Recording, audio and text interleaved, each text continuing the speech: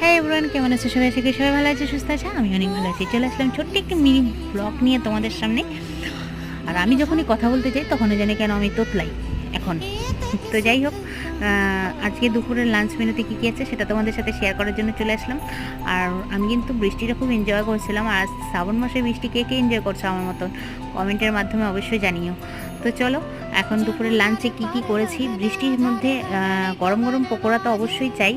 আর কার কার খেতে ভালো লাগে পুর ভরা কাঁকরোলের বড়া, অবশ্যই কিন্তু একটু কমেন্টের মাধ্যমে জানিও। আর কে কোথা থেকে দেখছো সেটা কমেন্ট করতে কিন্তু একদম ভুলবে না।